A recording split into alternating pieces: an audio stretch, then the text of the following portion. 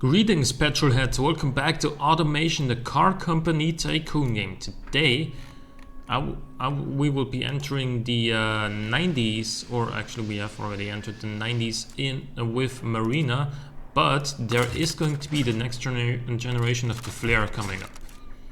The Flare Mark V. This uses a new body. You can find that on the workshop if you just search for coupes and then 90s, I think. Yeah, it should be 90s anyway. I like the look of this, honestly. I think it looks just... I like the kind of rounded front, and maybe I'm not quite sure about all these like blacked out glassy areas, but overall I still think it looks very 90s-ish. Actually looks like an Opel Calibra, sort of, from this perspective anyway. Also with a little bit of don't say anything wrong now, with with a little bit of maybe Nissan 300 ZX thrown in there from the behind. I guess you could see that. The shape is what I'm talking about, not the fixtures overall. But yeah, I like this body. And let's see what we got going on mechanically. It's obviously, like, it's still a space frame. It's still fiberglass panels. We have double wishbones up front and now multi-link suspension on the rear. I was also thinking about push rods, but in the 90s, don't really think that's the best idea. I don't think that's really a thing yet in the 90s. Sure, it's available in the game, but don't really think it makes much sense yet. River drive, of course. We have the well-known, the good old 4-liter flat plane V8 in here. 335 horsepower. A 5-speed manual. A geared diff. We have 245s all around on sports tires. 17-inch magnesium rims. We have 4 piston vented discs up front, 1 piston vented discs on the rear. We have a fully clad under tray with some downforce on the rear. We have a lip front and a lip on the rear. So this cooling off is actually enough. For a second I was like, oh, isn't that insufficient cooling? But it isn't. 4 seats support interior standard cassette. This does get ABS. And we have standard 80s safety in there, because apparently in 1992 the standard was still 80s safety. But in any case, we have adaptive dampers, which makes for slightly better ride and also better sportiness. And then, yeah, a very sporty suspension setup. Weighing less than 1300 kilograms, this thing makes 335 horsepower, as we've seen. And it goes pretty damn well.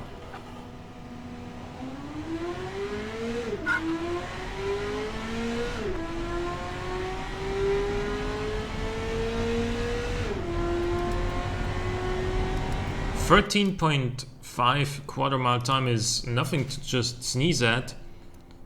And 303 kilometers an hour top speed is also very fast.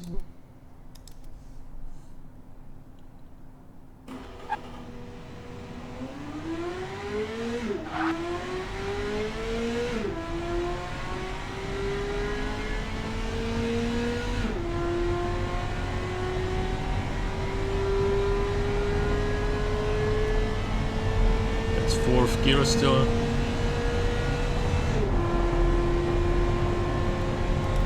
Sure, in 5th gear it's running a little bit out of juice, but you know, it's still a very fast car.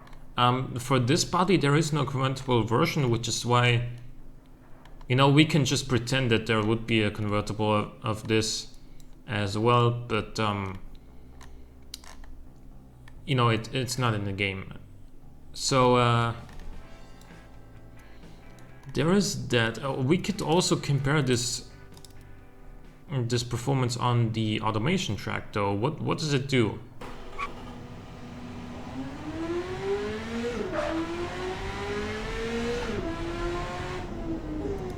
The Spark Mark 5 V8 was at 217, I think. 218.5. Yeah, I mean, this is bigger and heavier and has the same engine. It's not gonna turn in quite as well, but it does still go. It still goes. However, I was thinking, like, you know what? Let's make another limited run version. Let's make it another limited edition car, and this one is gonna be a V12 version of the Flare Mark 5 to celebrate the 5th generation of basically one of our 2 main cars that we've been producing so far, the Spark and Flare. Yeah, we got some vents on the bonnet hump, the big wing, quad exhaust, you know, everything to make a car look more special and more aggressive and more ricey, I'll admit. But this V12 is actually a 6.2 liter V12, 4 valves per cylinder. We have really good internals, although the revs are still a little bit high for them. That's okay, it's a limited run hypercar basically for 1992. It's nobody's gonna be driving this day in, day out. Oh, actually, is the exhaust a little bit too small? Oh, we get 12 more horsepower just by doing that. Okay. Also, why doesn't this have race tubular exhaust? Maybe that's why. Maybe that's this engine now makes more power than the McLaren F1, by the way, with the race tubular exhausts. 635 horsepower is a very good number. Yeah, okay. That's actually more power than an F1, and it's 300 more horsepower than the V8 in this car.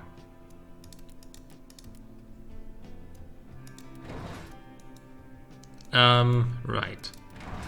5-speed manual, automatic locker, because this puts down power better than the geared limited slip diff.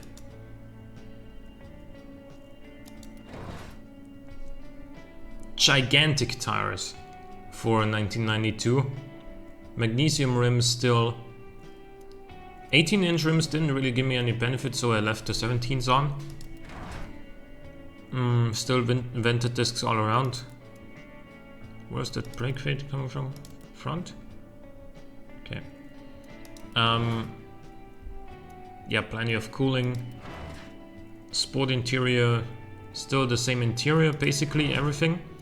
Same suspension setup. But of course, this engine now has a lot more power. So let's see what this will do in a straight line.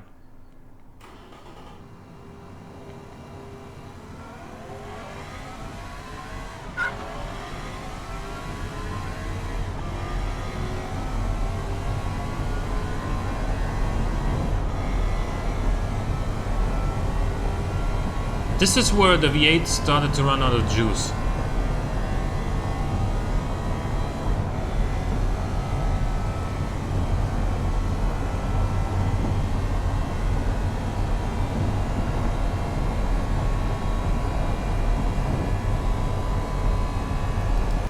Yeah, in the higher speeds, of course, the downforce gets more noticeable. But like, this thing is super fast. 346 kilometers per hour would, by the way, not quite make this the fastest production car in the world in 1992. But you see the Jaguar XJ220 did reach 217 miles an hour or 350 kilometers an hour in 1991 or 2. However, for that run, they removed the catalytic converter and they also increased the rev limit, so if you bought an XJ220 you wouldn't actually get to that speed. This, however, this is all normal, if you buy this car, you will be able to reach 346 kilometers an hour given enough space. So technically, you could say maybe this actually is this actually would be the fastest car in the world in 1992. Remember, the McLaren F1 came out 1 year later. We are doing very well in hyper, super, and convertible super categories. Convertible super a little bit less so, but hyper very, very, very good, even with this price.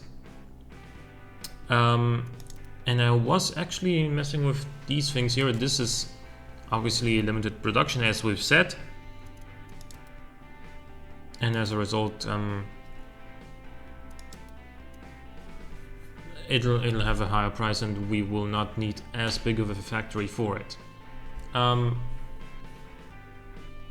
Now this is going to mean that with 9 cars made per day, that's about...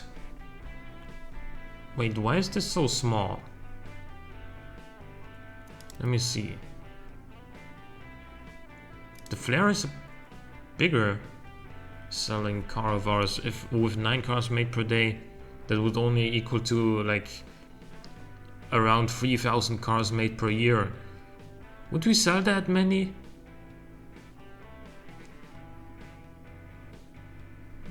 I don't know, maybe, maybe not. This would equal to like 12,000 cars per year.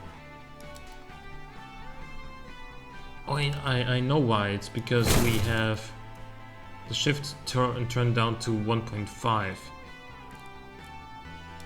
If we go up to 2, we would produce like 11, and that would be like 5,000 cars a year, and that's good. That's fine. Wait, we will not produce 1,000 V12 versions. We will produce 500.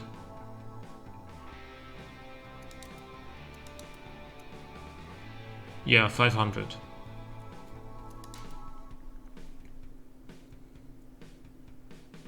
And this is what is this, the V12? Yeah. Okay, now that's good. And this is for the V8.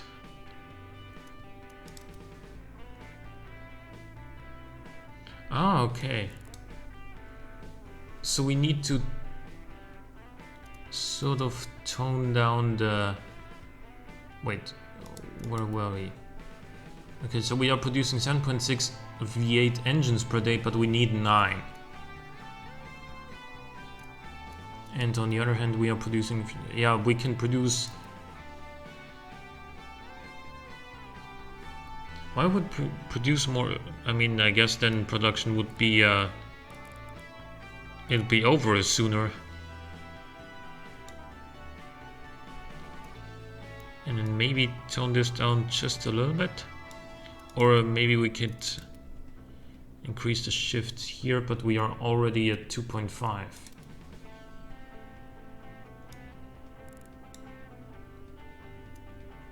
$1.8, yeah. I think this seems fine. This still costs nearly $100,000 in today's money, which in 92, I mean, would probably equal like $75,000–$80,000.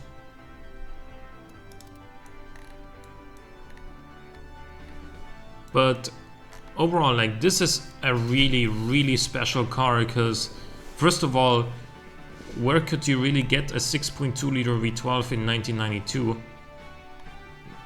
Like, even the Lamborghini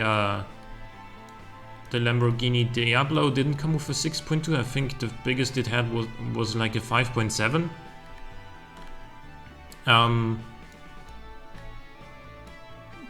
The TVR Cerberus Speed 12 never made it into production. That had a 7.7 liter V12.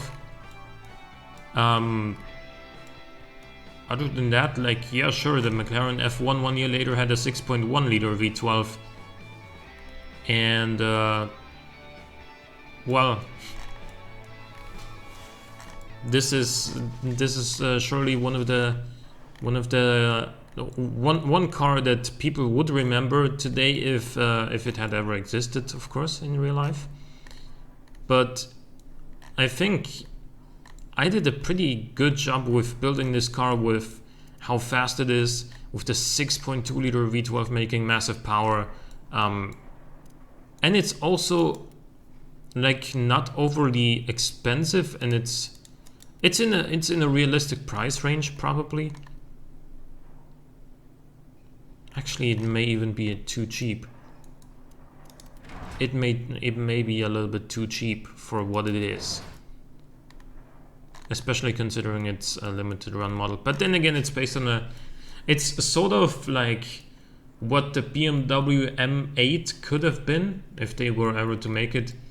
That car, by the way, if you may know the BMW 8 Series from the 90s, right? And BMW was planning to make an M version of that with a 6.1 liter 600 horsepower V12 that retuned ended up in the McLaren F1, and with that engine, like, they would have created a big coupe, a big grand touring coupe with 600 horsepower, and like, yeah, it would have been super fast, but it never hit production. This is pretty much one such car that could be kind of a replacement for an M8, because this is a sports car. This is a full-on sports car, sports interior, no power steering, no traction control, big wing, huge power.